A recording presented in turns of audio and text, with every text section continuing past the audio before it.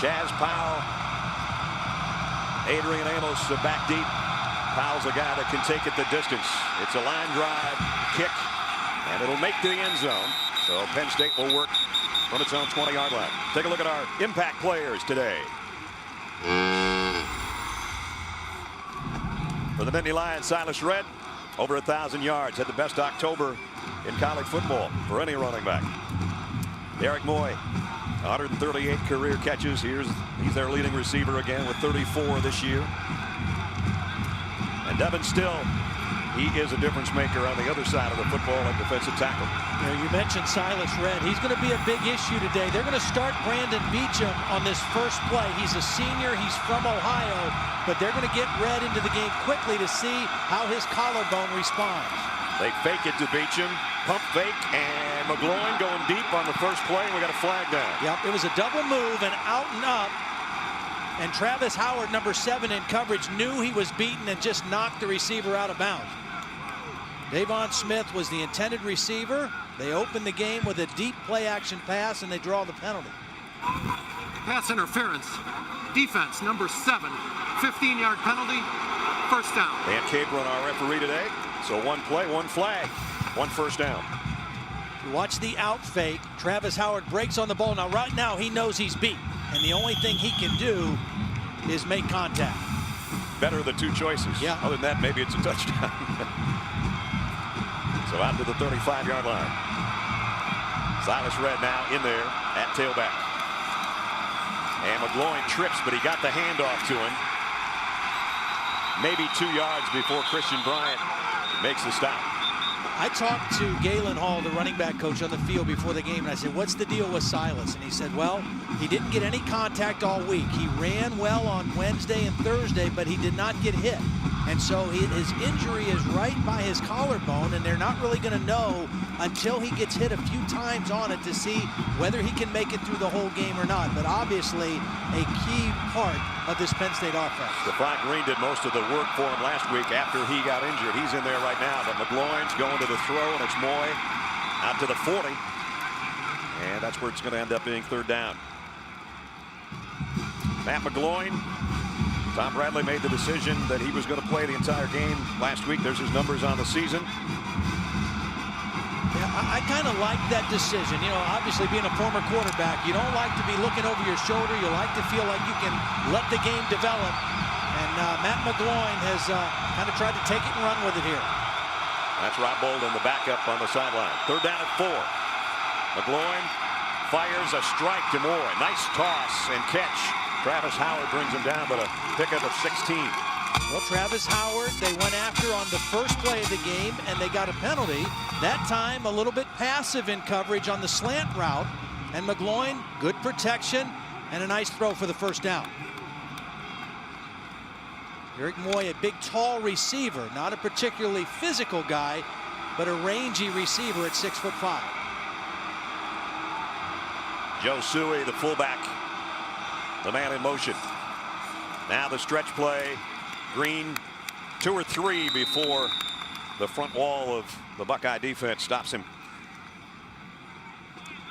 Now, these teams are so similar in the way their seasons have gone. Good defense and struggles on offense, primarily when it comes to throwing the football. That's where both of these teams have had some issues. For Penn State, they tried to go with 2 quarterbacks most of the year.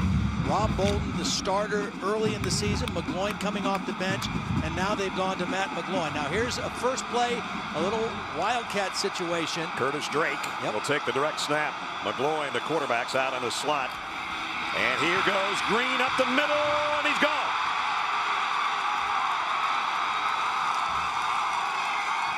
"39-yard touchdown, Stephfon Green."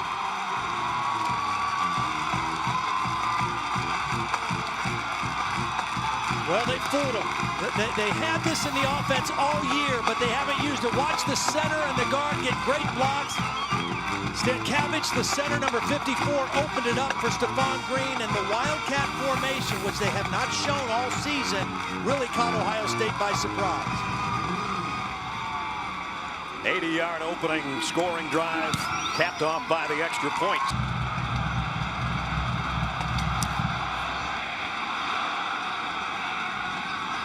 5 yards deep. Jordan Hall will take a knee. Let's check the Chick-fil-A impact players for Ohio State. When they got Boom Herron back, everything changed, it seemed, for the offense of the Buckeyes. The leading rusher. This guy we expect to have a big impact today, too. As Holly said, 10-game suspension's over. Time to play football for DeVere Posey. And this guy on defense, John Simon, is always all over the field, and he never slows down. So the Buckeyes work from their 20-yard line. Braxton Miller, the freshman, at the controls. Boom Herron, the tailback, in the eye, and he will get the call. And going nowhere against the Nittany Lion defense. Well, Penn State defense that's ranked 8th in the country, in fact. I think Braxton Miller, when Boom Herron came back into the lineup, it really lifted his game. Yeah. And I think they're hoping that DeVere Posey will do the same thing for Braxton Miller in the passing part of the offense. Those two guys, Herron and Posey, are outstanding football players. Luke Fickell couldn't talk enough about the leadership those two guys showed even when they were suspended for all those games. Here's Miller off play action. Look out from behind, and down he goes. Back at the 15-yard line. Stupor and Crawford, the guys that got to him.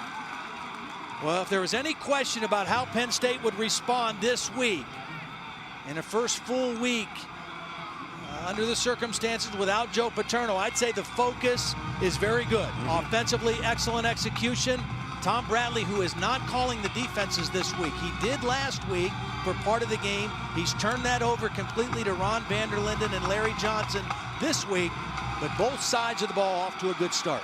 Tom told us first time in a long time he's even been in offensive meetings and meeting with the offensive players. He's still getting to know some of those guys. Here's Miller, flush from the pocket. Running out of real estate, throws, and he's got Posey open. Now, he ran out of bounds and came back in, though, Brad. He was not.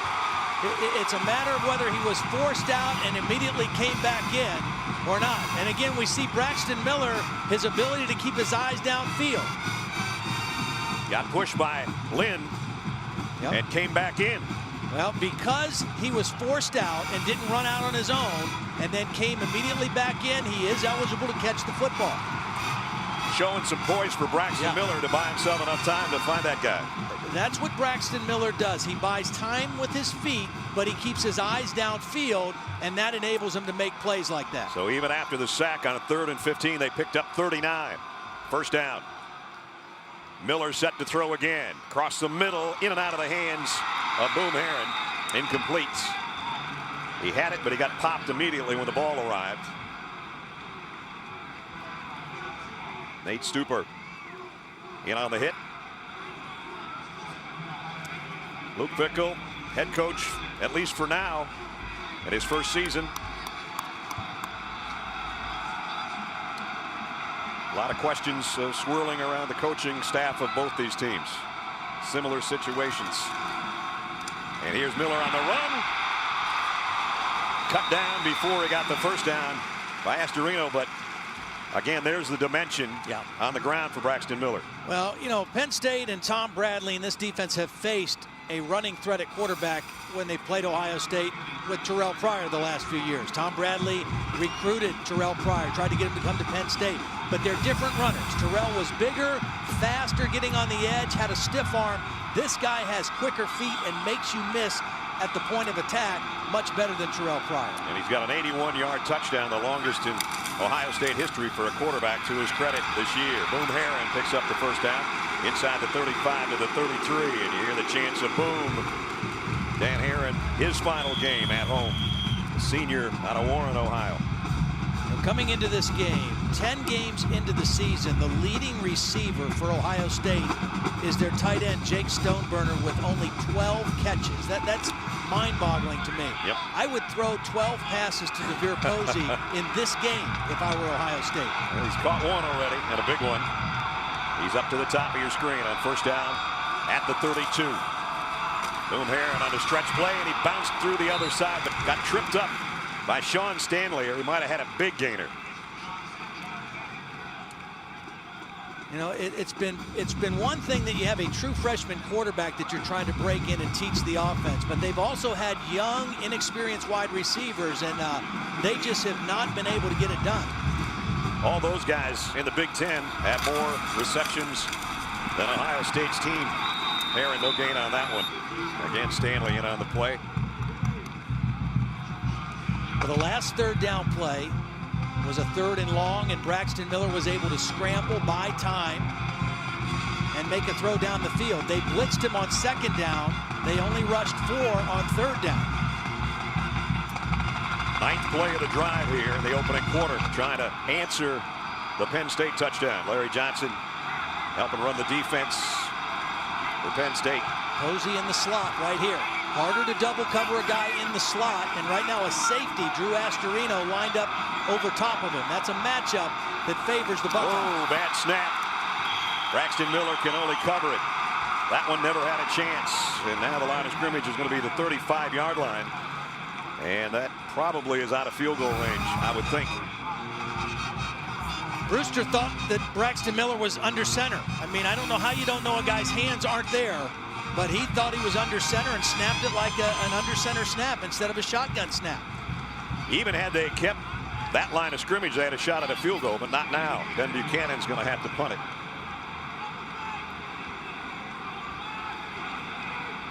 Justin Brown waits on the other end.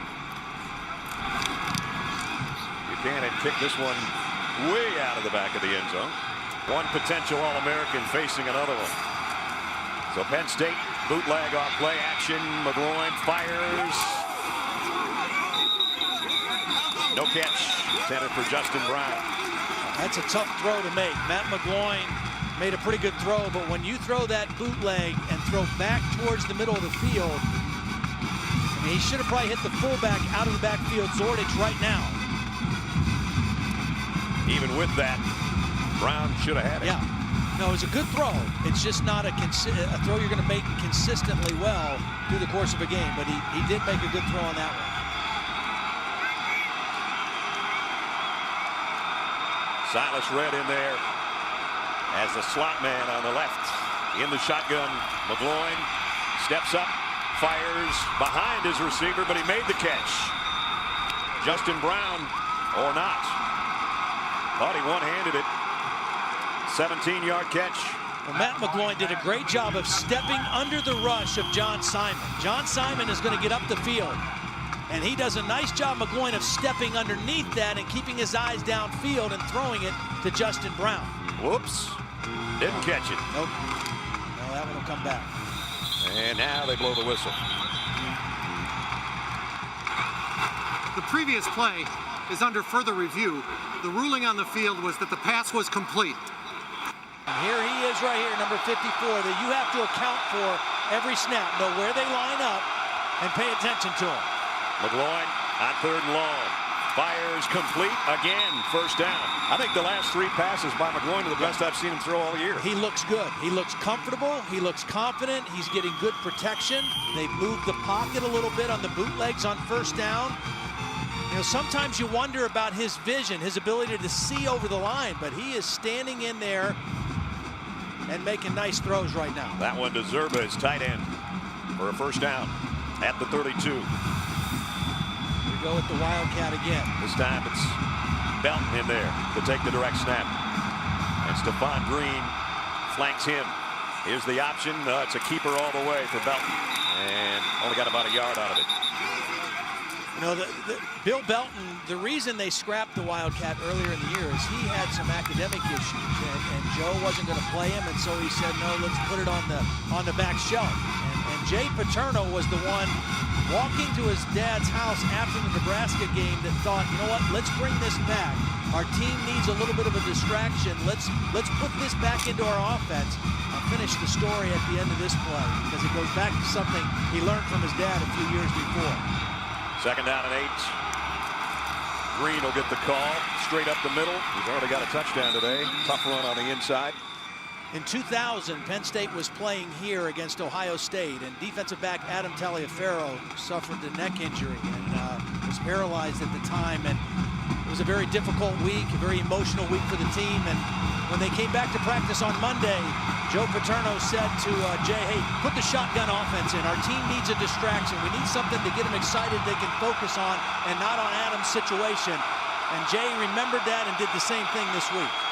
The best part of that story is Adam Telefero walking around on the Penn State sideline, as you just saw. And ball came out at the end of the play. I think they're going to blow this dead. Brandon Beecham picked up the first down. Shazer, the freshman linebacker, made the stop. Brandon Beecham, a physical guy, a senior. They tried to rip it out, but I do believe his knee was down. Beecham and Michael Zordich, a fullback for Penn State, and John Simon, who we talked about Ohio State, all played high school football at Youngstown Cardinal Mooney, who won a big playoff game last night, 70-44. Whoa. Pitcher's duel, huh? Joe Suey, fullback, gets the carry and got about a yard. Holly? Well, guys, there was a really neat scene before the game. You talk about Adam Taliaferro having that career-ending injury and nearly life-threatening when he was partially paralyzed here in 2000. Well, before the game today, he was surrounded by the Ohio State team doctors. He spent about 15 minutes with them. They were instrumental in his health care, getting him to the hospital, stabilizing him, and he has now recovered, and really a sign of hope for all Penn State fans that you can fight back from just about anything. McGloin throws. This one skips off the hands of Justin Brown. I did the game when Adam Taliaferro came out and led the team out of the tunnel at State College. And boy, you talk about a moment that'd choke you up there. So great to see him over there on the sideline. He is a tremendous guy. What a great ambassador for Penn State and college football. And doing great things in his life right now. Penn State's doing a good job here on third down on this drive. Can they keep it alive? They're 3 for 3 so far.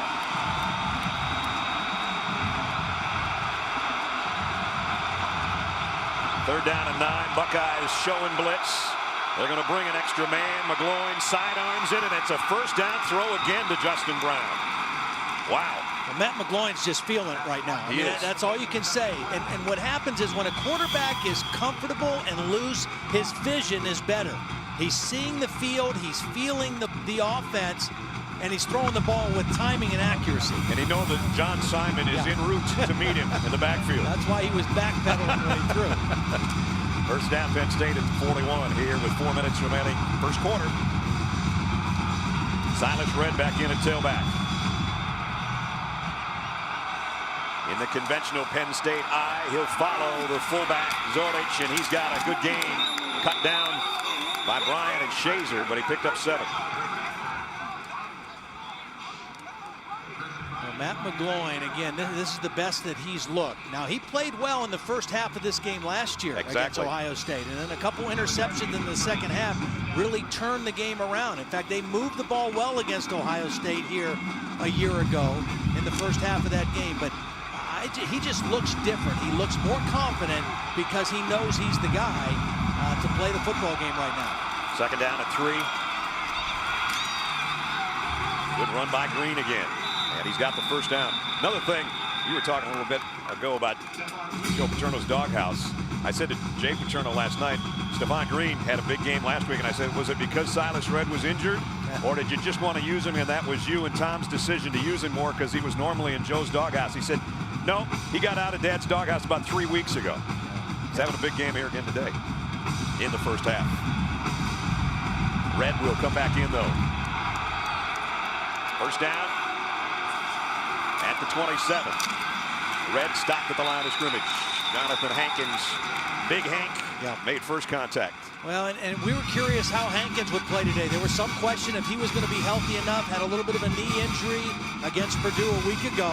He's had an outstanding season. You know, Simon has been moved outside almost all the time now, and Hankins is the guy, the leader on the inside, on the interior of this Ohio State defense, and he looked good on that play. I think you can see why they call him Big Hank. I don't have to explain that.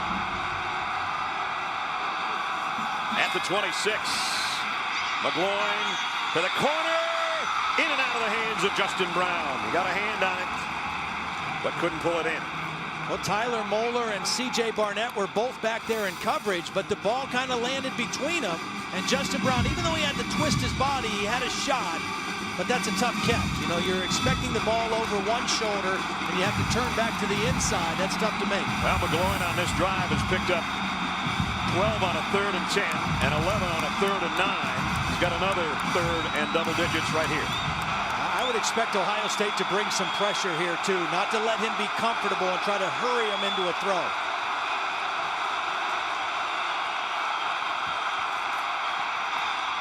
Trying to throw a slant to Moy, and Bradley Roby was all over that. Incomplete.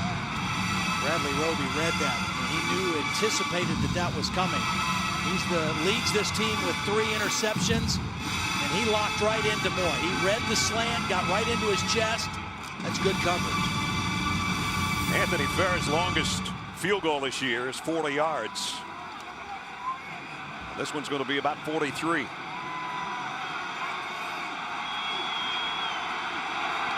Ohio State would love to get a stop here and not be 10 down.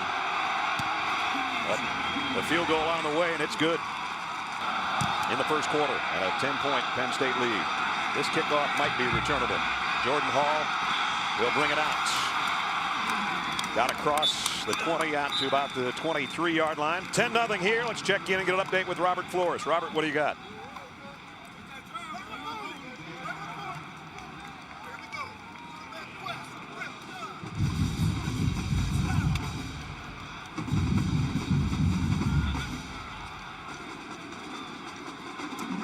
All right, Robert, keep us posted. Ohio State had a good-looking drive going before a bad snap stopped them short of getting a field goal attempt or a touchdown of their own, and they're down 10-0. I would expect to see a little more option in this drive with Braxton Miller. They were successful the one time they did it. Carlos Hyde direct snaps to the Wildcat for Ohio State. He blasts through the left side, picked up about 4. Hyde, the big back of the group for the Buckeyes at 238 pounds. He comes out. Zach Moore, and fullback, goes back in. A lot of times that guy will lead you to the play. Number 44. Yep. Boom Herron back in at tailback. 2nd down and 6.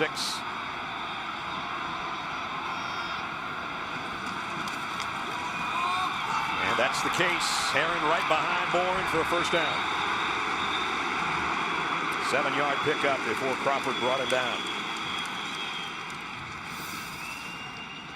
Nice block by Andrew Norwell, number 78, the guard. Bourne leading right through the hole. Big bodies in there, and you get right in behind that big fullback, but the left guard with a nice block there to spring it. Buckeyes, 1st down, just inside the 35. Play action, Miller in trouble. Throws it short to Boom Herron. He's going to get back to the line of scrimmage, maybe. Got some pressure, though, on the inside. Crawford again, causing some havoc in the backfield.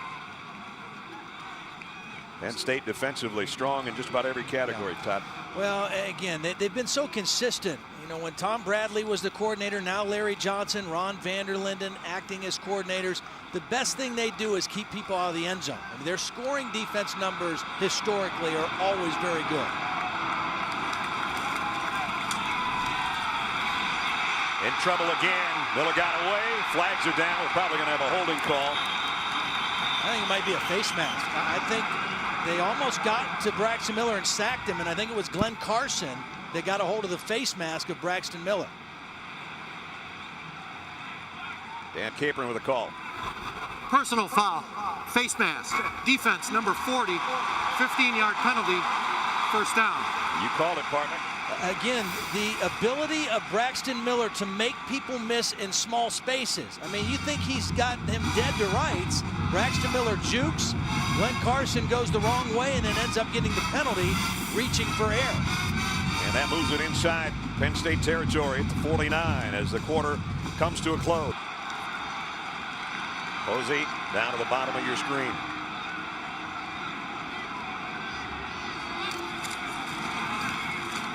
Herron got a couple. Crawford and Carson combined on the hit. I'm not sure they had enough guys on the line of scrimmage. I don't think this was a legal formation for Ohio State. It's about the last thing you want to happen after a timeout. Yeah. And good field position. Illegal formation. 5 men in the backfield on the offense. 5-yard penalty, first down. Let's check in with Tom. Thanks a lot, Brad. Alongside Adam Taliaferro, who we talked about a little bit ago, wanted to be here to express your gratitude to the Ohio State medical and training staff. Right behind us is where he got hurt on the 25. What's it like to come back here, Adam? It's always great to come back. A lot of people from Ohio State. Without them, I'm not walking today. Combined with Penn State, great people, and it's always good to come back and see everybody. Stay with us here for a second after this play. Brad? Braxton Miller, he'll keep it on the run, trying to follow Boren, and Boren got out near midfield. Tom? Adam, you're practicing law. You've graduated law school, practicing law out of Cherry Hill, New Jersey. You wanted to be here, obviously, for Ohio State, but also for Penn State. What have you told the football family here with everything that's gone on the last 2 weeks? Not only the football family, but the entire university. It's a great place. We want the world to know that we're going to continue to be a great place. And I just want to be here to support the school and support the team. And most importantly, think about Coach Paterno. He's going through some health issues, but if he's watching, he's in our prayers, and we hope to see him back soon. Other than practicing law right now, what else are you doing? Just enjoying life. Got involved in politics in South Jersey, so things have been going well. Since I got here 11 years ago, I've been blessed and very thankful.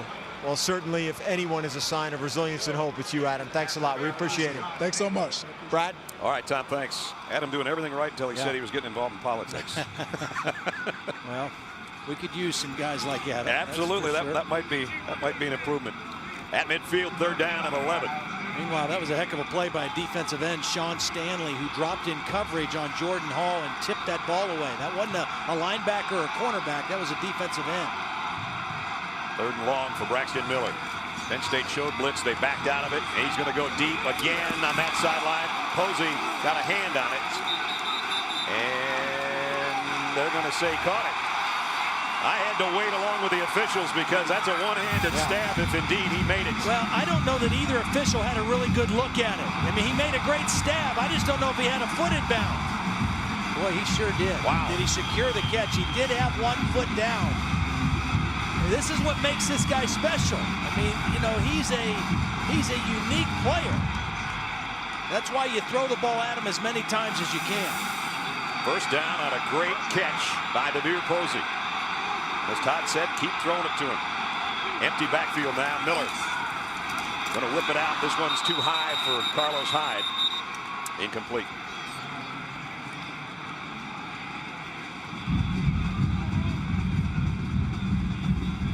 DeVere Posey, who came into the game with 124 career catches, has had a couple of beauties here today. A difference maker at wide receiver that they haven't had all season long until this afternoon.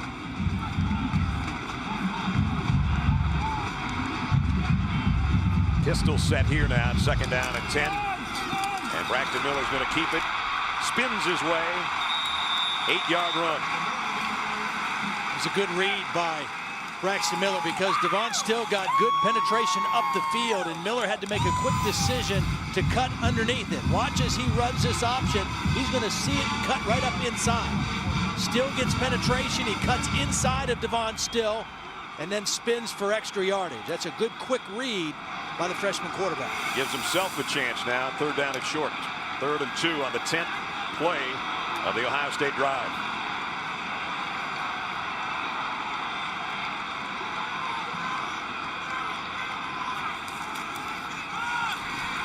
Again, first down and more. Cuts outside. Got the corner. Gone. Touchdown.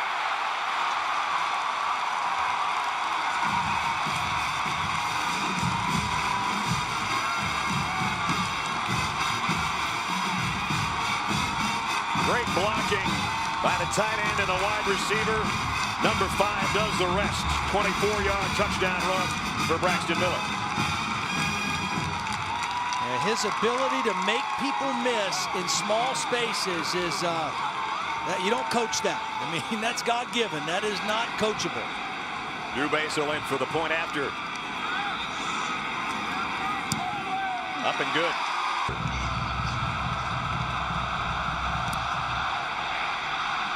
Basil's kick will go to the goal line to Chaz Powell. And he's not going to get to the 20.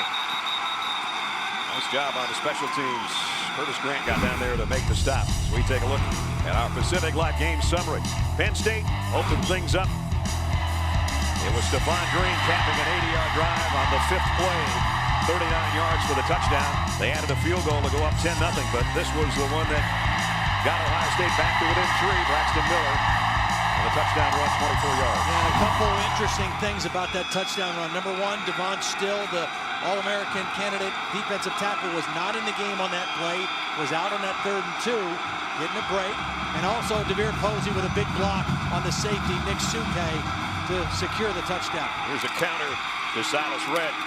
Ooh, did he take a shot? First, Shazier got there, and then he really got belted by Bradley Roby at the end of the play. Well, if you're Penn State, you're excited to see that Silas Redd is not calling himself out of the game after a couple shots like that. I mean, he's taken a couple good hits, and he's staying in the ball game. Belton is checked back in there. Let's see if he's going to be in a direct snap formation. Nope, he's going to trot out in a slot on the right side. McGloin, who's been sharp in this first half, with a 2nd down and 7. They keep it on the ground, though, and it's a big gainer for Redd, and Redd is still hitting all the way into Buckeye territory near the 35-yard line. Not only didn't take himself out of the game, but on that counter got a 42-yard career-tying run. Well, watch the blocking in here. Watch Johnny Troutman, number 74. It's a little power play. He pulls around, gets a block on Sabino, the linebacker, and Silas Redd jumped right in his hip pocket to turn that into a big-time run. Boy, and he put a great move on Christian Bryant in the secondary to get it all the way down to the 36. 1st and 10, Penn State. McGloin, play action, wants a big one and got it. Complete to Moy, and he threw another strike down to the 16-yard line. Right now, the thing I think Penn State is doing better than Ohio State in this game is mixing in play-action pass on 1st down. Matt McGloin has got some good opportunities on early downs. You run the ball with some success, you throw on run downs out of play action, and you get big chunk yardage opportunities, and Matt McGloin is taking advantage of it. He might only be 5 for 10, but those 5 completions have been right on the money, and he's thrown some strikes. Belton again in there in the Wildcat with Stephfon Green. He keeps it, though, and got it blocked from Green and got inside the 6-yard line for a 1st down. See the difference between Belton and Curtis Drake, who we saw in there before. Drake's 5'11", 173 pounds. Bill Belton's 5'10", 210 pounds. He's thick, he's built low to the ground, and he can break arm tackles. And watch the block coming up from number 21 as he headed toward the sideline. Boom, right there. So far, the little change-up with the Wildcat with Belton and Drake has been a nice option for Penn State. 1st and goal at the Ohio State 4. Green for the touchdown. His 2nd of the day. That was an impressive drive again by the Nittany Lions.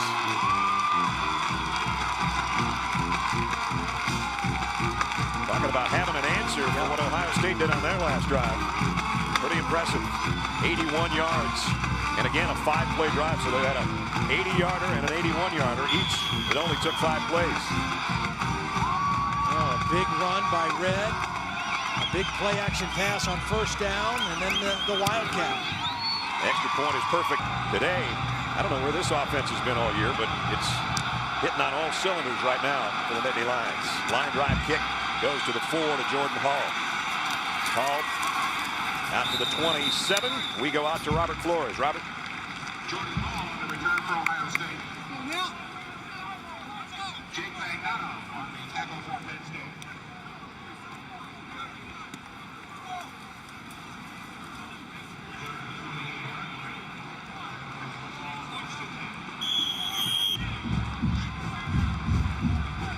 And that will be an interesting game because Arkansas can put points up.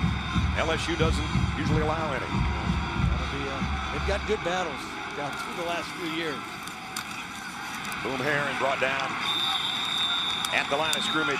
Eric Lattimore made the stop. One of the prompts for Ohio State right now, including that play, average gain on 1st down for the Buckeyes under 2 yards. And that was another play, a very minimal gain.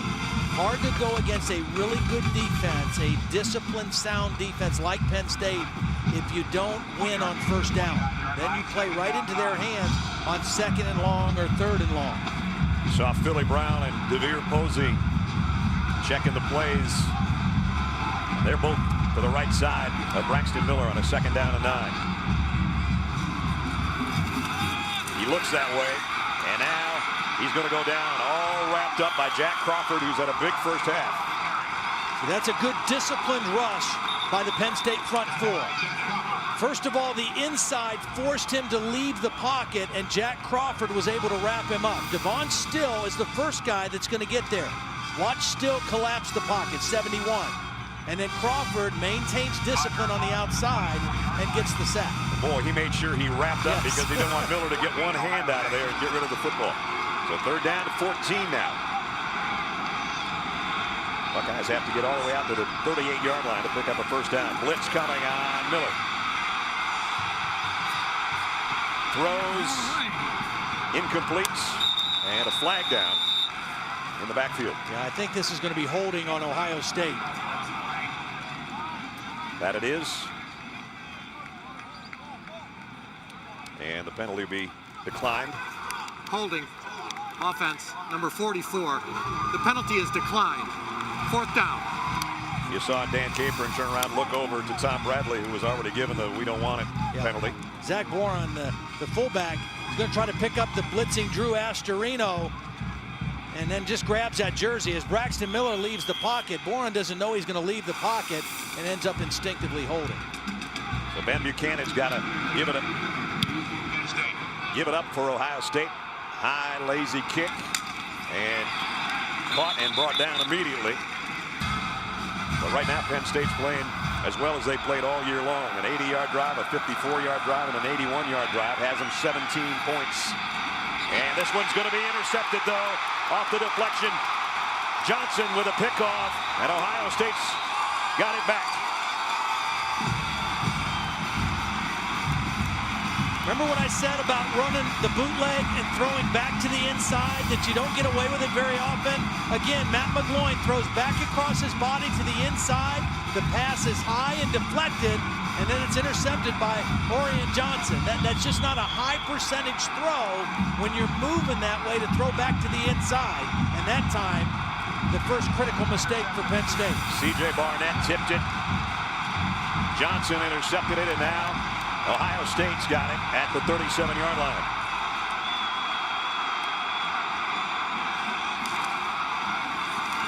Herron to the 32, pick up a 5. At the 8-minute mark, Ohio State with a golden opportunity here to get right back in the thick of things. Right now, if you're Ohio State, you got to think, okay, I got to put the ball in the hands of my playmakers. So who are they? Number 1, Boom Herron. Number 8, DeVere Posey. Number 5, Braxton Miller. Those 3 guys have to touch the football here in some form or fashion as you're in good scoring position. On 2nd and 5, Braxton Miller will be the first to touch it.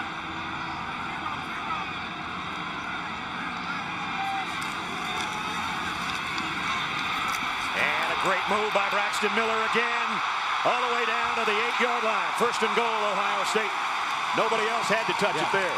Well, but you had the option of pitching it to Boom Herron, and Penn State was aware of that, and it opened things up for Braxton Miller. It's the lead option. You got the fullback blocking on the end, Lattimore, and then a nice decision by Braxton Miller. They took away the pitch, they left the quarterback open, and Miller did the right thing. He had a 24-yarder for a touchdown earlier. Another 24-yarder puts him at the 8-yard line, 1st and goal. Hyde and Boom Herron in there. And on the direct snap, it's Hyde.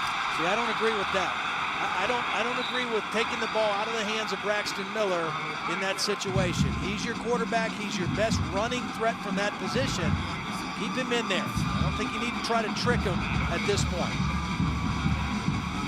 Miller back in. It'll be 2nd down and goal at the 8. Trying to take advantage of Orion Johnson's interception. There's the numbers on Braxton Miller for the day. Already 61 yards on the ground, including a touchdown. See, the difference between that and Penn State using a wildcat formation is they don't have a running threat at quarterback. Ohio State does, so why take him out? Jim Bowman, the offensive coordinator, up there in the booth, and they'll have time to think about this because they just took a timeout. Timeout.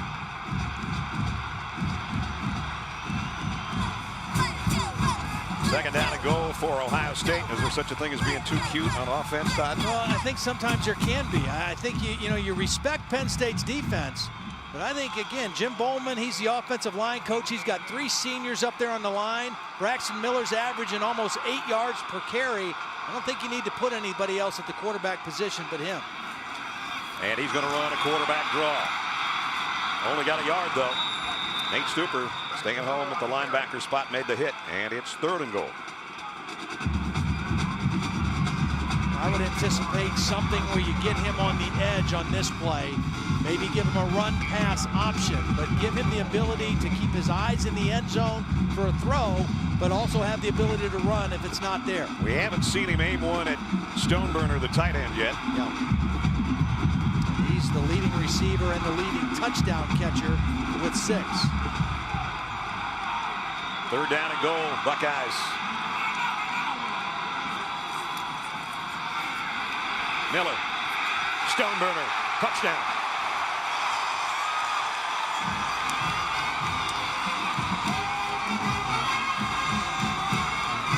Seven-yard scoring toss. Stoneburner on the year. That's his 7th touchdown catch.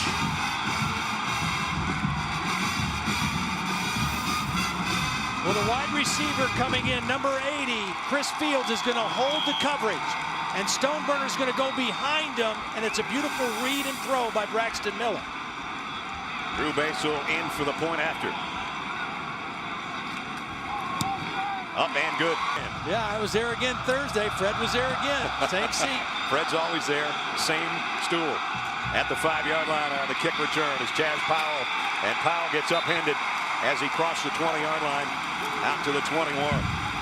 Well, you know, I had that meal at Nancy's, I got to admit. Yeah. And when you put basically this gigantic chicken soup on the mashed potatoes, you can carve up, baby. And Yeah. we did. Yeah, that's one of those rib sticking deals. Yeah, you exactly. know, I mean, and you might need a nap a little bit afterward. But what a great place, you know. And Nancy's was closed down for a while. The community wanted it reopened. They'd raised several $1,000s to help get it back up and going. And Sheila and her husband Rick have done a great job turning that thing around and getting it going again. Penn State's going to try to get it going again on offense. They certainly have done well so far, but not this time. Brandon Beecham stopped for no gain. By the way, you can follow Todd on Twitter at Taste of Town Todd. You and your buddy John kind of grubbed out of there over this course of the week, haven't you? Yeah, we did. Yeah, he can eat right with me, step for step. And not a lot of people can. Yeah, my son Eli also, and it's his birthday, turned 12 today, and I'm sure he's eating right now. Happy birthday, E. He had the whole menu set up for his mom, didn't he, this weekend? Yeah. McGloin comes out as a wide receiver with Brandon Beecham taking the direct snap. Actually, it's Curtis Drake, and it's Curtis Drake across the 40 all the way out into Ohio State territory. Well, this Wildcat has been effective for Penn State. Again, their normal quarterback is not a running threat like Ohio State's is. So they've used the Wildcat as an option, and Ohio State has not figured out how to handle it. A nice job by Quinn Barham, the left tackle, pulling around and leading on that play. And they've gotten good chunks of yardage with the quarterback run out of the Wildcat formation. Penn State really mixing things up right now. And mixing up the Ohio State defense. 38-yard gain by Drake. Now they go back to McGloin under center. And Stephfon Green on the carry. Storm Klein in on the stop. 4 minutes remaining here. Let's check in with Robert Flores. Robert.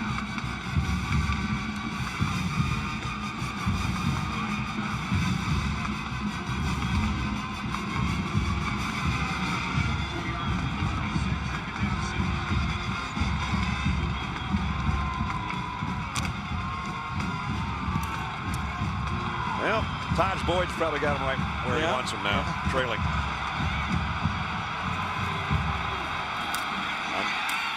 The inside is Green again, and he's a couple yards shy of the first down. This, you mentioned the Penn State offense. They're 8-2 coming into today's game.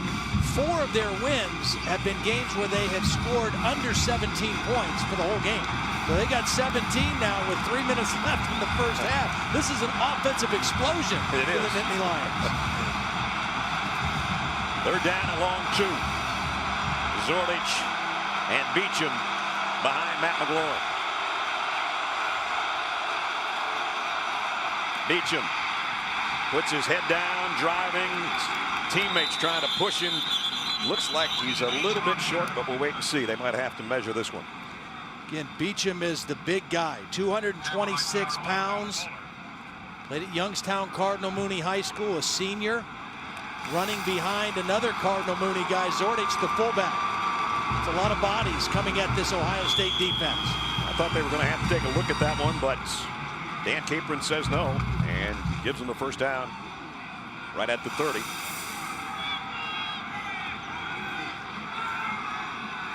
With 2:35 remaining in the half, Penn State's got almost 250 yards of offense in the first half already. That's Belton in the shotgun this time. And he will keep it. And we got a whistle. I don't think they got the play off. And they were set up to have another good run, but I don't think they got the play off. Snap, delay of game, offense, 5-yard penalty, first down. Again, you know, this is not a normal quarterback. Bill Belton, number 5. They were going to run this same thing where they pull the tackle and lead the quarterback. Belton not used to looking at the play clock, and they had it set up. And had that not been a penalty, he might still be running. So first and 15 now, back at the 35. One thing we haven't seen from Penn State yet is a screen. Normally a pretty heavy screen team. First and 15, a good opportunity for it.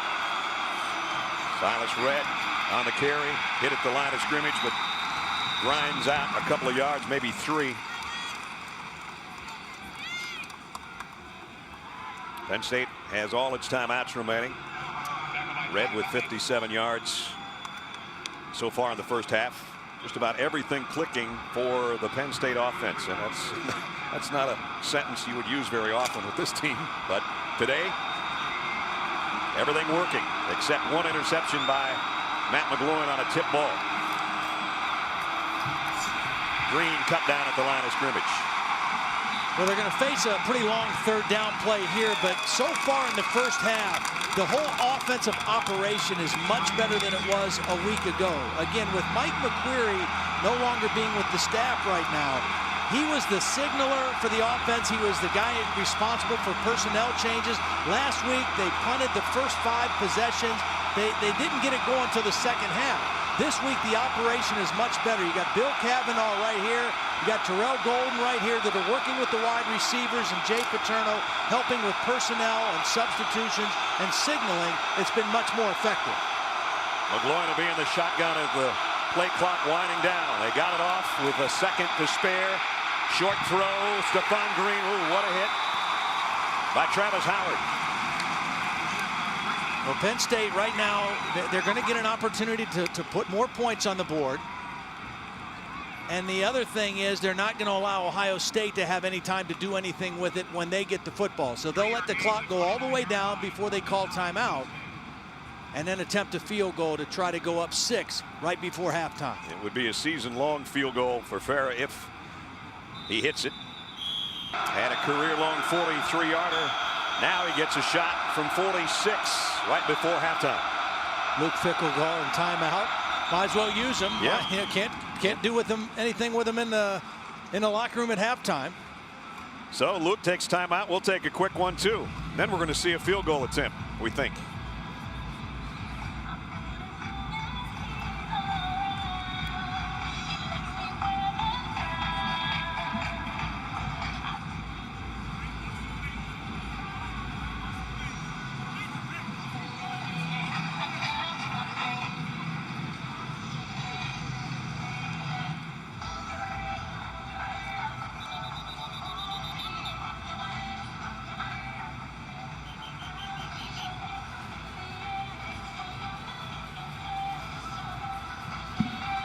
Well, Luke Fickell wanted the sophomore from Cypress, Texas, to think about this field goal for another half minute.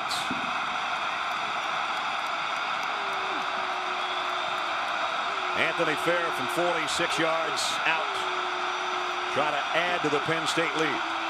High snap. They got the hold down, and he got the kick through with plenty to spare. So Penn State with a 6-point lead on the road.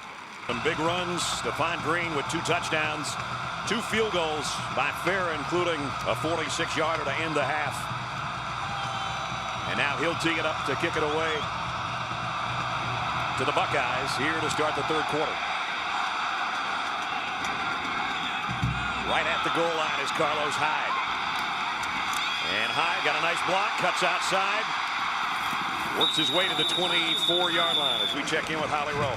Well, I spoke with Ohio State coach Luke Fickell at the half about the adjustments they've got to make on that wildcat that Penn State's running. He said the biggest thing is we've got to make tackles.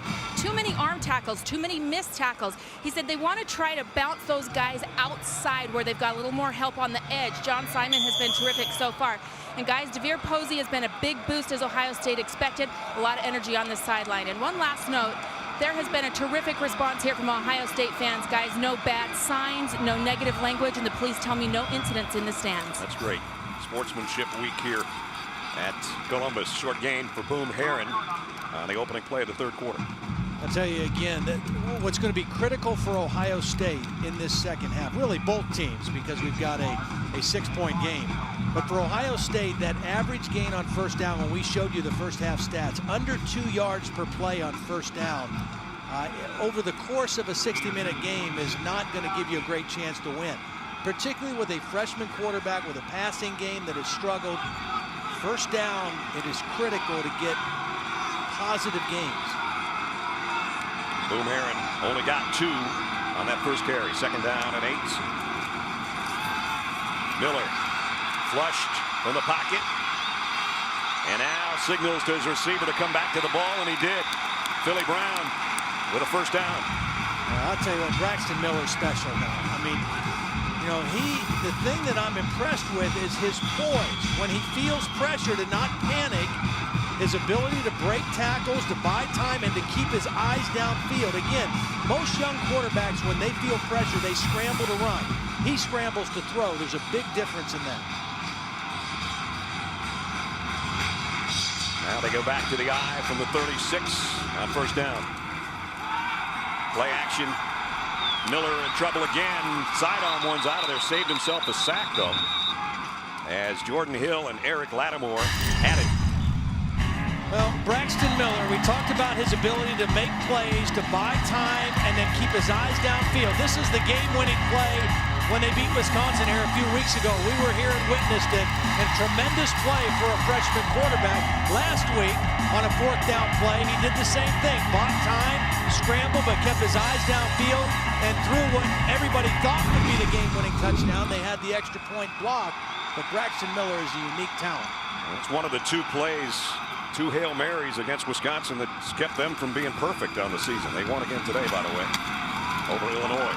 And Wisconsin, I'm sure, watching this, Brett Bielema and his gang watching this game, because Penn State, if they win, then Wisconsin would have to beat Penn State to go to the Big Ten title game. Likewise, if it goes the other way, to be the Nittany Lions going to Indianapolis. So it's a big game for both teams, for that matter. But for Penn State, a lot riding on this one. A big 3rd down play right now for both teams. For the Penn State defense, can they get Braxton Miller on the ground? They have not been able to get to him on 3rd down very effectively. 5 of 7 converting in the first half, and he threw his best passes on 3rd down as well. Posey is up to the top of your screen. Bad snap. Miller trying to handle it. And now he's going to run and not get the first down to the 40. But again, the snap, it's 2nd time today. 2nd time on a 3rd down on a critical play. This time, Brewster didn't think the quarterback was under center, but the ball was still too low. That's a hard ball to handle for a quarterback who's trying to read coverage. You mentioned earlier, Mike Brewster has been around a long time, and he doesn't have many bad games. He's an all Big Ten center. Now Ben Buchanan is going to have to punt it. Ooh, and they got close. Taken on the run by Justin Brown. Brown got a block, got the corner, and got all the way out near midfield. Well, he got one good legal block, and then he got one bad illegal block, and so this return's going to come back. The first block was good. The second block was in the back. Adrian Amos got the first block. And I think, I'm not sure who it was that got flagged with the second block. Might have been Gerald Hodges.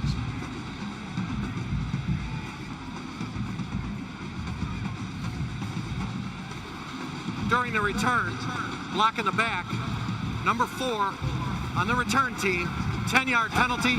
Good luck in retirement, John. Here's Penn State's on a carry, Silas Redd. He's taking guys with him for about 6 yards. Well, first play, they go back to the Wildcat with Curtis Drake in the quarterback position. He doesn't carry it. We heard Luke Fickle, or we heard about him telling Holly they got to tackle better to defend that. And first down play, very effective for Penn State. Tell you what, that penalty, though, on Amos was critical. In a game like this, hitting yardage and flipping the field, very important. That penalty, they started on the 24 instead of the 50-yard line, but a good play on first down. Beecham in at tailback now. They fake it to him. McGloin fires to the far side, complete, but it's going to be just a short gain, if any, for Zorlich. Well played by Sabino, the linebacker, in coverage on the fullback, and made a sure tackle. Completion, but I don't think they gained an inch. Stephfon Green comes back in. Crowd comes to life, knowing this is an important set of downs for the Ohio State defense. This is where Penn State likes the slant routes. They got tall receivers, Moy and Justin Brown. They like slants on these 3rd and short.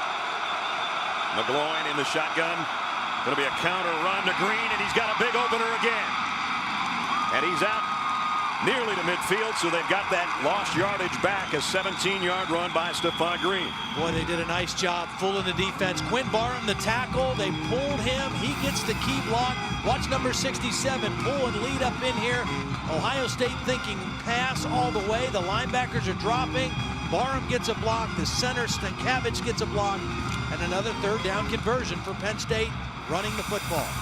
Curtis Drake now sets up again in the Wildcat. McGloin's up to the top of your screen. He can throw it too now. He was a high school quarterback. He's running all the way this time and tripped up by Shazier as he crossed midfield. Just a little over 10 minutes remaining in the 3rd quarter. And Penn State with a lead, 20-14.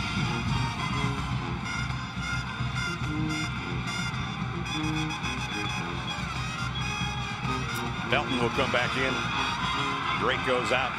Let's see who will be at quarterback. It'll be Bill Belton. So they've used 3 guys in that position so far today. This time on his own read, he cuts back the other way, away from the blocking, and he's brought down by Tyler Mullen. We talked with Jay Paterno yesterday about the fact that they have taken his dad's name off the Stag Paterno, what would have been Stag Paterno Big Ten trophy. This was his comment. Well, the only reaction I had is, let's get there and win it and put it back on it. We'll bring our own Post-it note. That was my reaction.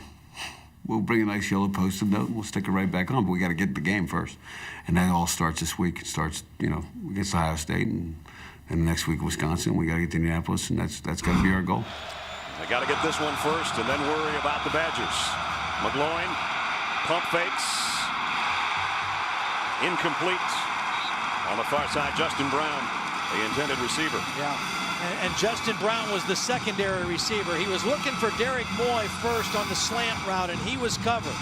He was looking to his left, trying to hit Moy on the slant. It wasn't there. He pulled it down and then tried to reset and hit Justin Brown and threw it behind him.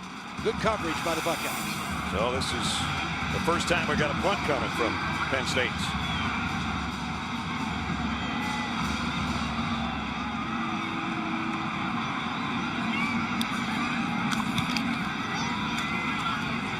Fair catch called for and taken at the 10-yard line by Jordan Hall.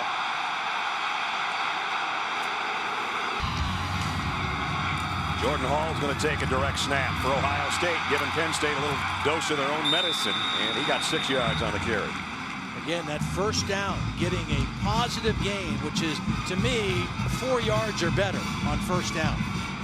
And Ohio State has not had many of those situations. That was a very productive first down play using a little different formation. See everybody checking their plays on their waistbands.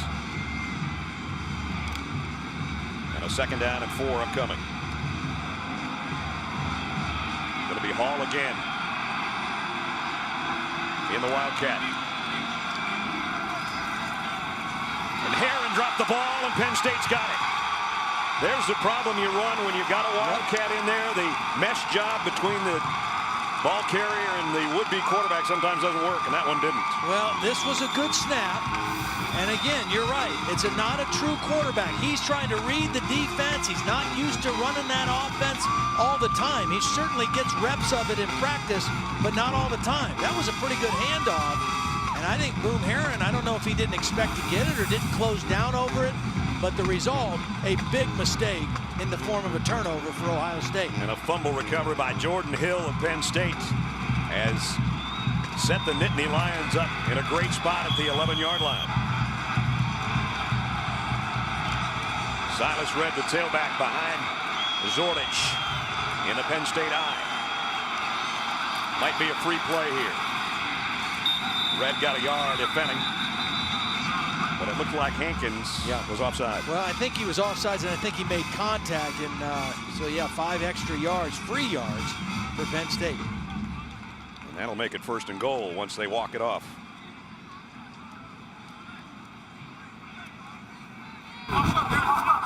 Offside. Defense. 5-yard penalty. Repeat 1st down. So 1st and goal at the 6. Would expect to see maybe a Wildcat here for Penn State. Again, the difference, they've worked on it all week, prepped it. It's been a big part of their plan. Curtis Drake in the ball game right now, and he's not played any other position but quarterback when he's been in. It's actually 1st and 5 at the 6. They can get a 1st down inside the 1, and McGloin comes out in the slot right into your living room with Curtis Drake in the Wildcat. Green on the cutback, got maybe to the 4. Nice tackle by Ryan Shazier, the true freshman, making his 1st start for Ohio State here this afternoon. Let's check in with Holly. Well, guys, after that fumble on the exchange, Jordan Hall and Dan Herron came to the sideline. Running back coach Dick Tressel grabbed them and said, guys, you got to talk out there. Dan Herron was very frustrated, visibly upset, and Jordan Hall said, hey, man, that was my bad. He did not communicate what was going to happen on that play. We're about to see if it's going to cost them dearly. 2nd down and 3 at the 4. Penn State can get a 1st down without scoring here. Luke Fickell wants a timeout all the way out onto the field. He maybe didn't have 11 in scarlet and gray. At any rate, timeout. Charge timeout. With 7:02 remaining. Luke Fickell. We have 2, I guess, interim head coaches is the way you have to put it. Got a kind of unique situation here. Luke took over when Jim Tressel resigned. And in his 1st year, and, you know, you kind of feel for him. This is a tough spot to be in. He doesn't know what his future is as a head coach here. It's kind of hard to recruit and do all that. It is, you know, and I thought it was interesting. You know, he loves Ohio State. I mean, he played here. He's from Columbus. His wife's from here. And when we asked him about recruiting, he says, you know what, hey, you tell kids you're recruiting to the program. To the school, right. You know, I love Ohio State. You make a decision to come to Ohio State because you want to be at Ohio State. And he said the most real thing is get in the locker room, be around our players. Because no matter who's here coaching, that's what's real, and that's why you make a decision to come to school. And amazingly, Tom Bradley echoed almost the exact same comments when we talked to him, because he obviously doesn't know what his future is either. And he said Penn State's a great place. You can go to school, you recruit the school and the program, not who's coaching. I'll tell you what, I'm impressed with both of these coaching staffs. You're talking about 20 coaches who have no idea what their future is going to be by Christmas time, and they are really coaching well. Play fake, McGloin heading to the corner, and he's going to run it on jump pass at the last minute to Suey. A flag down. Yeah, interesting to see what this call is going to be. McGloin held that ball as long as he possibly could. Didn't think he could run it in. I didn't see any linemen downfield for Penn State. Holding. Defense, number 7. The penalty is enforced half the distance to the goal and carries an automatic 1st down. And now it is 1st and goal. It was a true receiver route on the play action. So you got one receiver right here, and that's where the holding is going to occur on Travis Howard. He's the one receiver. Here's your other receiver. McGloin didn't think either one was open. And it was Kevin Hapley, a backup tight end, who was held by Travis Howard. That was close to being a touchdown in the corner, believe it or not. The previous play is under further review. The ruling on the field was that the pass was incomplete. Pulled in a pass, but you're going to see that the foot goes out of bounds before the pass, and then he actually got that foot back in bounds, but he was out. So the ruling on the field of 1st and goal stands. Yeah. But they just wanted to make sure, and they took a good look at it, and they got the right call. 1st and goal at the 2. He's back in. They've got 2 excellent blocking fullbacks in Joe Suey and Michael Zordich. Zordich, the up man in the eye, gets the call, and he's not going to get there. Might have lost yardage. Adam Bellamy met him first, and then there was a whole group of Buckeyes to help the cause. They're still on pilot bodies. Let's see where they're going to put it down. Just a shade outside the 1. Ohio State trying to come up with a goal line stand here and not let that fumble on the bad handoff to Boom Herron cost him 7. Beecham now, the big tailback's in there. But it's the fullback again. Zordich still didn't score, but he's got about 1 more foot. When have you seen back-to-back fullback runs lately? Well, you know, we were talking to Jay Paterno in our meeting, and we said, you have to lead the country in fullback runs. Coming into the game, Joe Suey had 13 carries, Michael Zordich 13 carries. We never see fullbacks carry the football. 7 different Nittany Lions have carried the ball today. Who's going to carry it here? 3rd and goal. It'll be the quarterback this time, and he didn't get there. Not even close. What a stand by the Buckeyes. I'm not so sure you don't go for it here if you're Penn State. I know a field goal would make it a 2-score game. But you get the turnover, you see, I mean, goal line defense and offense is all about leverage. The inside guys go low. Shazier comes over the top, is the first to make contact. 4th and goal, I think you do go for it here if you're Penn State. Let's see if the Buckeyes have 1 more defensive stop in them. Silas Red now in at tailback. Suey in motion. And it's Red, airborne. He didn't make it.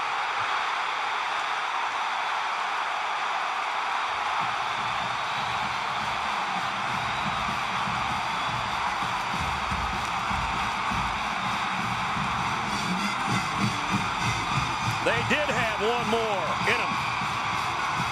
Well, the push inside by Michael Bennett and Jonathan Hankins pushed the offensive line back. Watch the offensive line get driven back to about the 2, and then Shazier comes up over the top. But it was the push of Hankins and Bennett on the inside that made the play. With 216 yards rushing today, 4 cracks from the 2-yard line, no good. The bad news for Ohio State, they're standing in their own end zone. And their quarterback maybe got him another yard. Well, again, the reason I think you go for that if you're Penn State, and credit Ohio State, an outstanding stop. You know, you're coming into the game with the 8th best defense in college football and the 3rd best scoring defense, and it's a freshman quarterback. And so if you don't score, you make them go 99. At the worst case scenario, you keep them down there and you get the football back, still in Ohio State territory. Boom Herron is the guy that's breathing the easiest right now. He might be the guy that gets the call right here. 2nd down and 9. Here he comes. Cuts it outside. Herron, 1st down.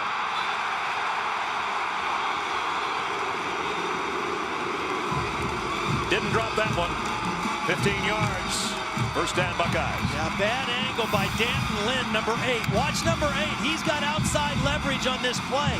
He's going to come too far inside and allows Herron to bounce it outside. And that's his bad discipline on what his gap responsibility and setting the edge of the defense by Danton Lynn. Herron trying to go the other way. Nice stiff arm. And got a block. Herron across the 20, and he's close to another 1st down. And a chance of Boom. Go around the horseshoe. Big time response by Boom Herron, who's hobbling a little bit at the end of the play. There's the stiff arm on Stupar. Say that 3 times fast. I played with his dad, Steve Stupar. 9-yard pickup for Herron. 2nd down and 1 as Hyde's going to give Herron a breather.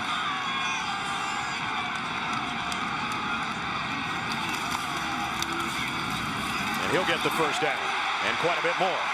What a response. You know, football is such a game of momentum. Your defense, 4 cracks at the 1, they hold up. They will not be denied. Your offense takes over. They don't gain anything on 1st down. And then Boom Herron gets them outside, gets them going. And all of a sudden now, momentum has shifted. And Ohio State is out with a 1st down to the 35-yard line. 4 runs, 34 yards, and as Todd said, at the 35 with another 1st down. Here's Hyde again. The ball is out. Penn State's got it back. Wow. Nick Suke. So 2 fumbles have derailed Ohio State when they had something going. I think Glenn Carson, the middle linebacker, is the guy who's going to knock the football out. Suke recovers it, but Glenn Carson, who was on the ground blocked, is going to reach up and rip the ball out. Watch the middle linebacker, number 40. He's on the ground, and he's going to just reach up, knock the ball out, and Suke recovers. And another promising drive for Ohio State, stopped by a turnover. Now you got to wonder if the Buckeyes defense can do in the open field what they did at the goal line, and that is stop Penn State from scoring any further. 1st down to 46. Stephfon Green. Lost yardage. It was Hankins who got out there to force the play. Crowd was so excited just moments ago and then went deadly silent. If you can be deadly silent with 104,000 people in here. Last week, Luke Fickell told us the 1st half they didn't play with as much passion and energy as they did in the 2nd half. He hoped that they would correct that this week. I think so far here in the 3rd quarter, we're seeing a lot more energy out of this Ohio State defense. 2nd down, 11. McGloin pumps into the flat, comes back on the screen to Suey. Suey with blockers in front, got only to the 44, a pickup of 3. We got more great action coming up tonight. Number 1 ranked team in the country, and number 9 in the BCS standings in primetime college football. It's LSU and Ole Miss at 7. And later on tonight, Cal and number 9 Stanford coming off their 1st loss. Saturday Night Football on ESPN tonight. 3rd down and 8. Can the Buckeyes make a stop and not let Mr. Hyde's fumble hurt them any deeper into this 3rd quarter? Derek Moy's been very quiet. He's up here for Penn State. Moeller's thinking about a blitz off the corner, and he's going to come with it. McGloin throws short. Green, he'll be wrapped up at the 39, short of the 1st down.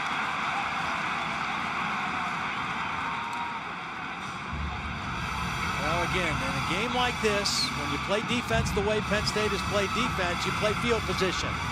They went for it, 4th and 1 on the 1-yard line. Now the smart play is to punt, to play to the strength of your defense. Try to pin them inside the 10-yard line and make Ohio State feel the pressure of a long field. Farrah's the same guy that kicked the 2 long field goals, but this one would have been too long. It would have been about 56. So he'll punt instead. Trying to angle it to the corner, get it inside the 10, and he did it beautifully. Out of bounds at about the 3 or 4 yard line, right there, as we check in with Robert Flores. Robert.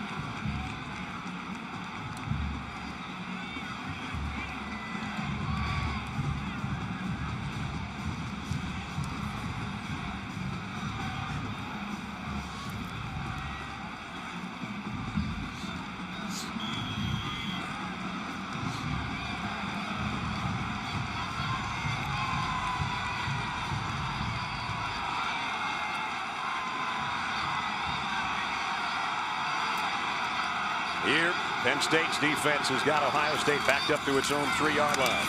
Herron out across the 6, close to the 7. You and I were talking earlier today. How happy those Cyclones must be today with that great win last night. That's that what locker room scene after the game was pretty special. It really was. And that's why we play every week, and that's what Penn State with 15 minutes to go before their big matchup with Wisconsin. If they can hold this lead on the road in Columbus, then the matchup with the Badgers and the Lions in the next game will determine who's going to be the Leaders Division entrant into Indianapolis in the Big Ten Championship. I'll tell you what, if Ohio State wants to win this football game or to put themselves in a position to win, they're going to have to get number 8 involved. Braxton Miller has made plays. Boom Herron has made plays. That time Posey was in single coverage, one-on-one, and when you get those situations, you got to find ways to get him the football. Third down and 3. Braxton Miller, he's got the first down. Astorino upended him, but he got 5 on a 3rd and 3. He's so quick, you know. Again, he's not as fast, flat out, speed-wise as Terrell Pryor was, but his feet are so quick. And when he breaks or makes a cut, he is very difficult to get around. Terrell had that long gait at 6'5", and he had that great stiff arm on the corner, but he doesn't have the shiftiness of this guy. No offense, Terrell, if you're out there in Oakland watching. Here comes Hall, and he's ripped down by Gerald Hodges, the outside linebacker. Other games today, by the way, if you missed some of the Big Ten, Michigan State throttled Indiana. Wisconsin did beat Illinois, as I mentioned. Iowa over Purdue by 10. Michigan beat Nebraska 45-17 at the Big House, and Northwestern a winner over Minnesota. Here, 20-14, and the only other Big Ten game still going on with 13:20 remaining in the 4th quarter.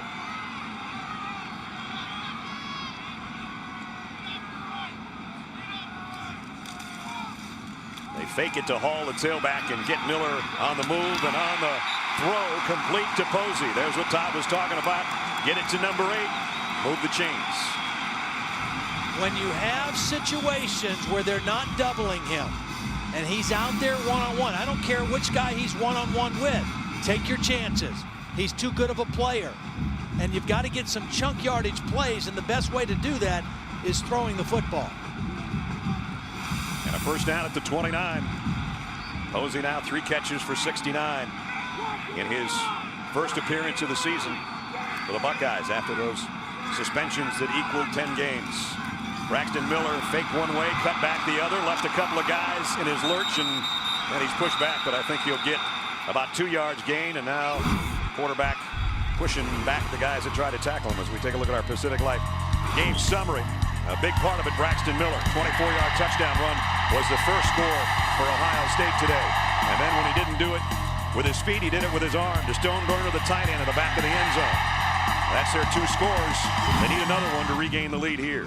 The thing that they have done, even if they don't score on this possession, is they've moved it out from their own territory. 2 times they've had the ball inside their 5 to start, and Braxton Miller's been able to move them out into a more comfortable position on the field. Now it's an empty backfield for Miller on 2nd and 7. This time he throws, but it's short. Pops it to Jordan Hall. And that'll bring up a 3rd and long. 11:46 remaining in the ball game. Ohio State down 6 and trying to come back from an overtime loss to Purdue last week after having their 3-game winning streak snapped, and that was on a blocked extra point, the difference in that ball game. Season high for an Ohio State receiver. We figured it'd be him, but we didn't think it'd take till the 11th week of the season. Or there would only be 3 catches. Exactly. Braxton Miller loads it and goes deep. He's got a man out there. In and out of the hands of Corey Brown. It would have been all the way to the 10. Yeah. Well, Braxton Miller got a lot on the ball. He had to step up in the pocket, and because of that, he was a little late making the throw, and Philly Brown had to kind of wait for it. Watch Braxton Miller have to move in the pocket to avoid the rush, and because of that movement, he threw it a little bit late. His man was open. He had run right by the corner, Chaz Powell, but he had to wait for the football, and that enabled the safety, Suke, to come over and get in on the play. And forced the punt by Buchanan.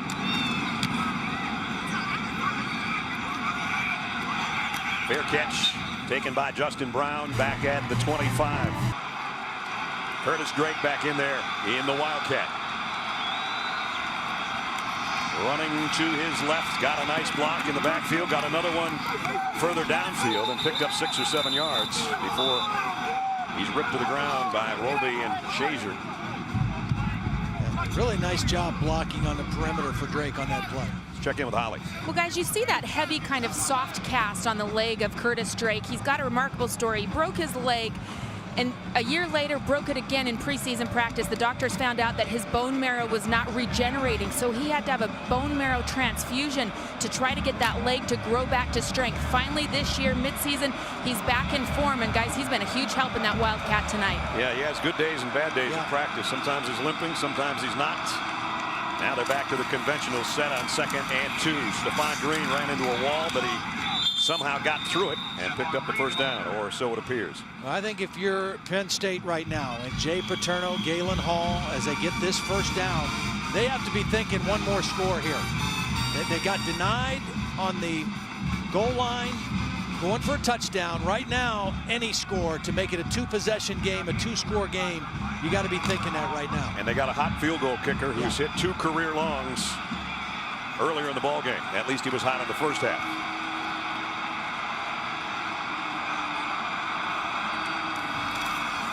Green straight up the middle for 4. And we check in with Robert Flores again. Robert?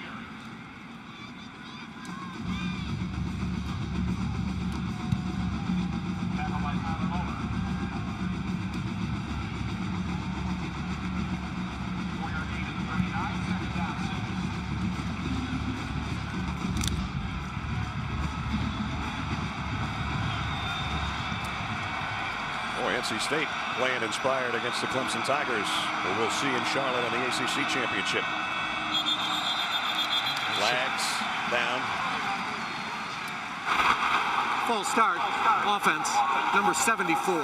5-yard penalty. 2nd down. Johnny Troutman. Yep.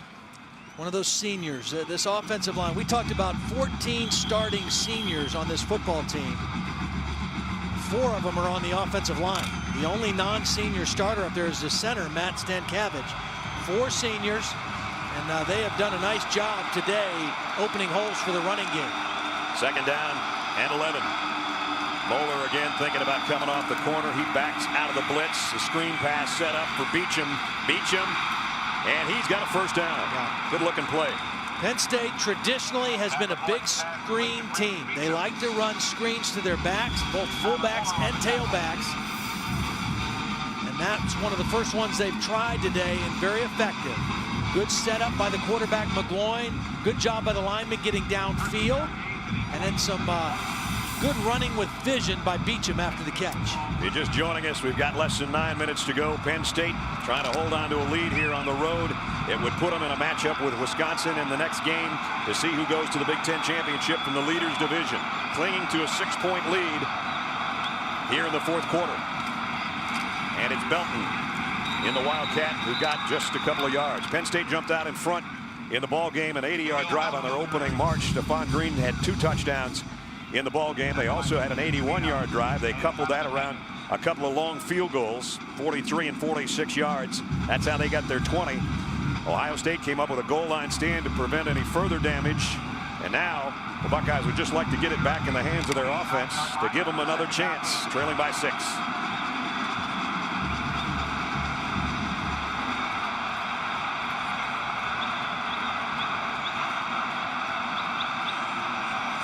Blitz coming, but it's Beacham keeping it on the ground and wrapping both hands around it. Yep. Again, if you're Penn State, you're thinking 2 things right now. You're thinking work clock. We've got the lead, work clock, and put ourselves in a position for one more score, which means let's not just sit on the ball and be conservative. We've got to make some more first downs and give ourselves a chance to score another field goal at the very minimum. Ohio State fans know exactly what you're talking about. So here's the biggest third down of the game so far. McGloin will throw for it. Fires and in and out of the hands of Zordich. He thought about where he was going, and he forgot to take the ball alone. Yeah, beautiful throw by McGloin. A good, quick decision. And you're right. Zordich is thinking turning upfield and adding yardage when all he needed was to catch it, and he has the first down. Oh, he knows it. His dad, an Eagles assistant coach, was an All-American in the 80s as a safety at Penn State. And now they've got to give it up. Anthony Farah will punt.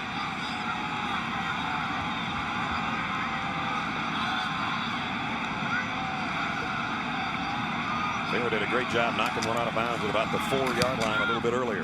This one's a high, lazy knuckleball, and it'll go out of bounds near the 12. Not quite as deep, but nonetheless pretty effective. Penn State leading by 6, 7:09 remaining, trying to come with a road win and trying to get a win for the first time on the road since 1965 without Joe Paterno. We know Joe and Sue are watching, and you spent some time with the coach this week. Yeah, I did. You know, I drove over on Thursday, and one of the first things and primary things I wanted to do was to stop in and visit. And, you know, Sue answered the door and got a chance to visit with them right in their kitchen for about 20-25 minutes. And you know, at that time I didn't know about the diagnosis of the lung cancer. Of course, coach didn't say anything to me, and typical coach, you know, he was like, hey, you need a job to do, you don't need to be spending much time here, and go take care of what you need to do. And but I was glad to get a chance to spend some time with him. Boom, Herron, and Herron goes for a first down.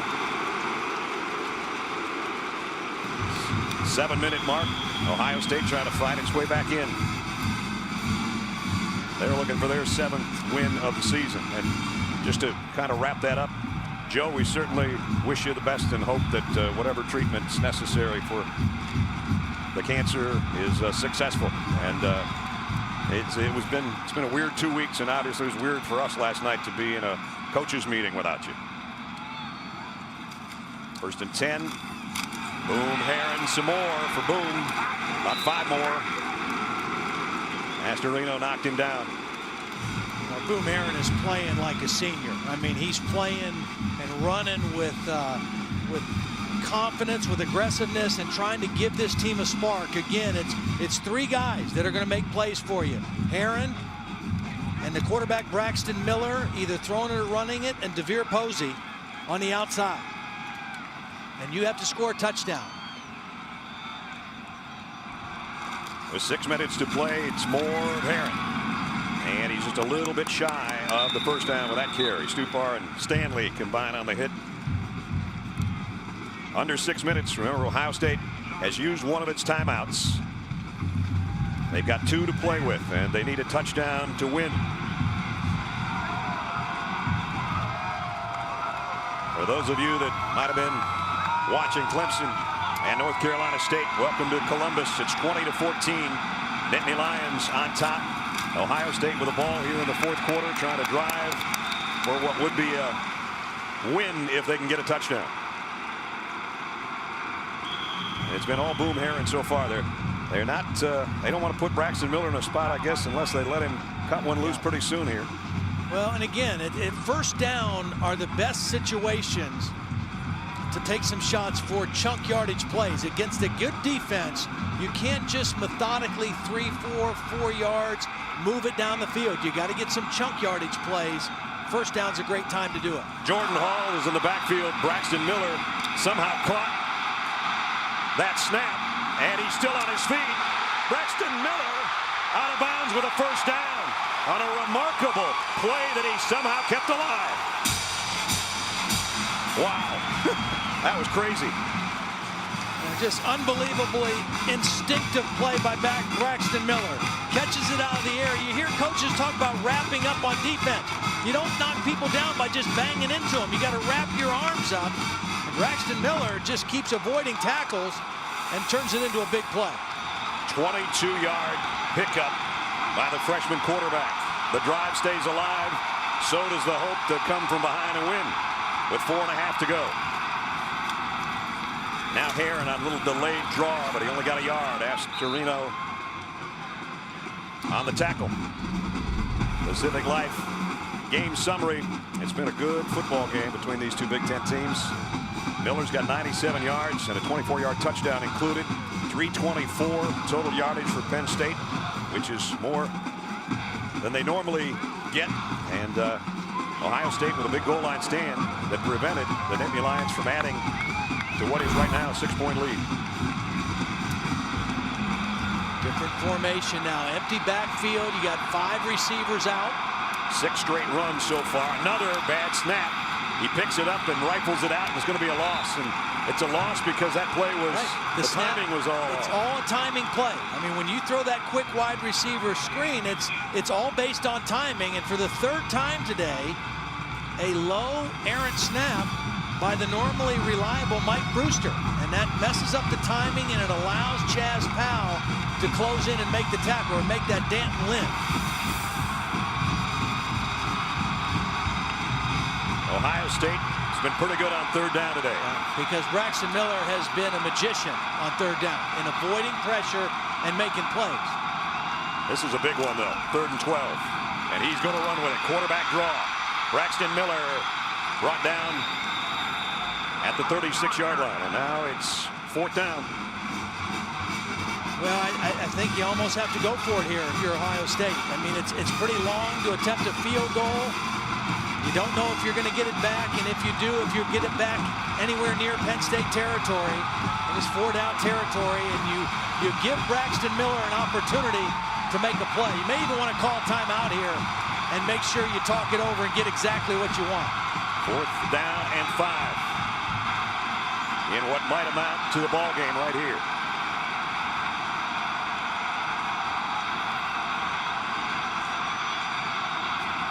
Blitz coming. And penalty markers down.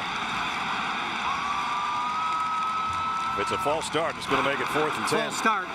Offense, number 76, 5-yard penalty, 4th down. See, that's one of the reasons I thought you call timeout here and get on the same page for this 4th down play. The play clock was down inside of 4. Penn State showed a blitz late, and it caused a little antsiness up front for Ohio State. And now a difficult situation at 4th down has been made even more difficult with 5 more yards. Posey's down to the bottom of your screen. They need 10 on 4th down, or they might not touch the ball again. I would definitely not leave him single covered. Blitz again. Braxton Miller steps up, flushed out of the pocket, broke a tackle. Now he's over the line of scrimmage. He didn't get there. I don't think. He's more than a yard shy. Tremendous effort by Braxton Miller to get to the 1st down marker, but Penn State, really good discipline with their contained rush. They might not touch it again, the Ohio State offense. Nittany Lions trying to hold on for a road win, be their 9th victory of the season, and it would set up a big showdown with Wisconsin. And now, movement, Zerba. And he must not have had the snap count because he was way ahead of things. Offense, number 80, 5-yard penalty, 1st down. It was a big 4th down stop by the Penn State defense, but last week it was Nebraska's defense on a 4th and 1. The next to the last possession, Penn State trying to get in position for a tying field goal, and then the last possession, an incomplete pass, a pair of 4th down plays that came up short for Penn State a week ago. Their defense came up with a big 4th down play here to give them a chance to try to salt this one away. Now Tom Bradley and the Penn State coaches trying to salt one away here the last minute and a half. Stephfon Green, no gain. Shazer, the freshman linebacker, with another stop. He's played well today.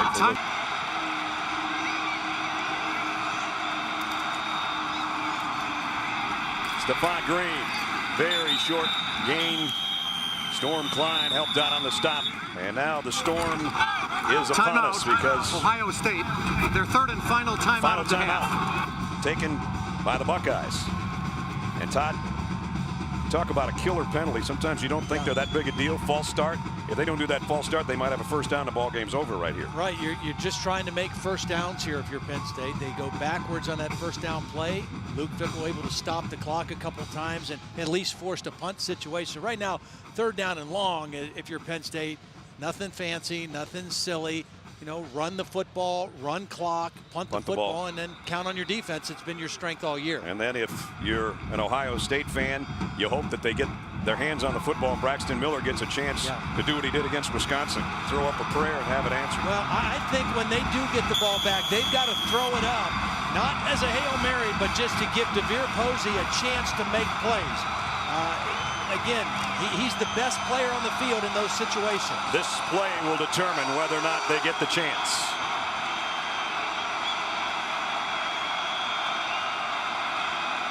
Third and 12. Here's a toss to Stephfon Green, and he is leveled by Shazier, the outside linebacker. So now clock will run, but again, Ohio State no timeouts left, and Penn State will bleed the clock for all it's worth before they kick it away. I think Tom Bradley will let it go down as far as he can and then use one of his timeouts before the punt. That's what he's just told the official over there on the sideline. Smart football. Yep. So Braxton Miller just waiting to get his hands on it again. And how much time will he have? And when he gets it, he won't have any timeouts remaining. And if you're Anthony Farah now, you're thinking, hey, catch this snap and get it out of there. Ohio State may try to come after the punt. Timeout. The punt's coming up, but not until we take this timeout, and a very important 43 seconds still to play.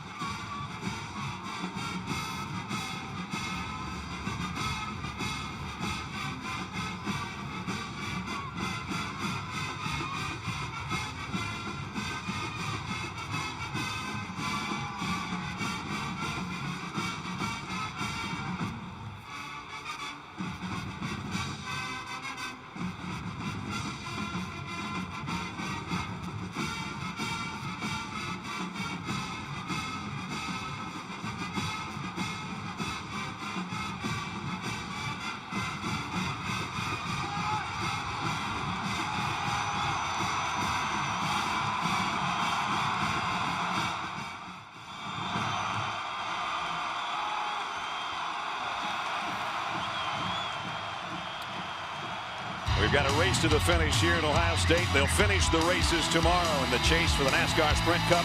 Homestead, Miami. Tony Stewart, Carl Edwards, separated by that much. You see their news conference the other day? I did. It was like one of those boxing match deals. Talking smack, especially Tony Stewart. That's tomorrow. ESPN starts its coverage at 2 o'clock. We got 43 seconds left in an all-important snap by Ty Howell to the punter, Anthony Farah. And on the other end waits Jordan Hall. High kick. Hall's got a call, fair catch, and goes out of bounds over there on the Penn State bench. So, no timeouts for Ohio State. 36 seconds to work with. Braxton Miller's been there before. Yeah, and he's done it before. We were here 3 weeks ago. The upset over Wisconsin, game-winning play, scrambling, finding an open receiver behind the defense, and beats Wisconsin. And then last week, he led the team on a 66-yard drive in the final minutes. A 4th and 3 play. He throws this touchdown pass to Jordan Hall. The extra point was blocked. They went to overtime, they lost, but the team has confidence that Braxton Miller can make a play like that at the end of the ball game. They're 65 yards away. Let's see if he can make some plays here. Pressured, got rid of it to avoid the sack by Stupor. Nobody there. He wasn't outside of the tackle box, I don't believe, and there was no receiver in the area. Intentional grounding. Yep. And this will be loss of down, too.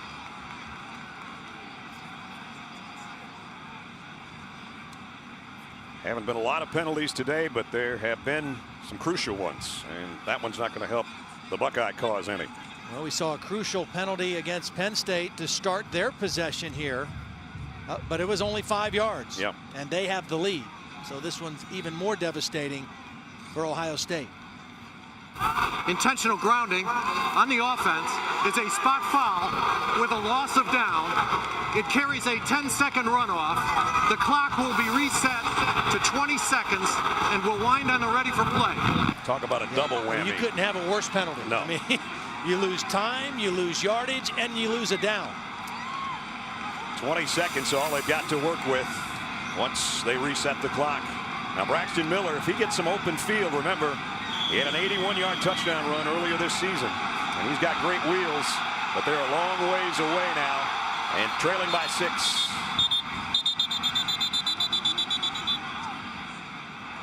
I did not see the flag, but the officials stopped play here on the snap.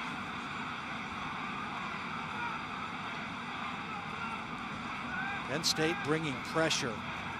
They did it on first down. They're doing it again on second down here, trying to force Braxton Miller into an errant mistake. Reset the game clock to 20 seconds. It will wind on the ready for play. So not only set at 20, but Ohio State's got to be ready right on top of things, and that means Mike Brewster get the snap back to Braxton Miller in a hurry. There's the clock, and it's down to 17 as he gets his hands on it. Miller waiting, now throwing near sideline, incomplete. And they've only got time for a couple of plays left. Penn State opting to rush 4, drop 7, try to double cover DeVere Posey, and rush under control. And just try to keep Braxton Miller in the pocket and not let him get outside where he can become a threat. 2 more plays. That's really. it. Yep. 3 wideouts to the near side. Stoneburner, the tight end, is the guy to the top of your screen. They're down at 17. Part doesn't matter. 2 plays left.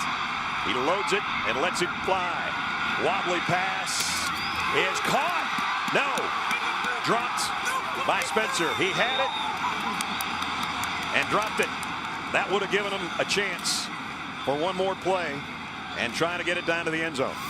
Yeah, it would have given him a chance to throw to the end zone. I mean, he had the football, and just credit Chaz Powell for continuing to fight all the way down to the ground. Suke came over to help. Chaz Powell was in there. They did not give up on the play and able to rip it out at the end. Yeah, unless Ohio State's got a miracle in their back pocket. Penn State 1 snap away from a road win and a matchup with Wisconsin to see who goes to the Big Ten title game. Braxton Miller going to fire on the sideline, and it's incomplete, and it's over. And Penn State on the road with someone other than Joe Paterno as head coach for the first time since 1965. They win this one for Joe's staff, Tom Bradley and the rest of the gang. And the Penn State team stayed together on the road, and it probably helped their cause. They played a very, very good football game, and they win it here today.